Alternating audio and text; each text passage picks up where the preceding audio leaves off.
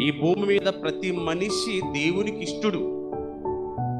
దేవుడు ఇష్టపడే మనుషులను చేశాడు. అంటే ప్రేమించుకుంటున్నాం. బంధాల మధ్య ఉంది ప్రేమ ఉంది, ప్రేమిస్తున్నాం, ప్రేమించబడుతున్నాం. అది అన్నదమ్ముల మధ్య ప్రేమ కావచ్చు, అక్క చెల్లెల మధ్య ఉన్న ప్రేమ కావచ్చు, భార్య భర్తల మధ్య ఉన్న ప్రేమ కావచ్చు, స్నేహితుల మధ్య ఉన్న ప్రేమ కావచ్చు. మనం ప్రేమించుకుంటున్నాం. మనం ఒకరినొకడు ప్రేమింతుము, ఏలయనగా ప్రేమ దేవుని మూలముగా కలుగుచున్నది అన్నాడు.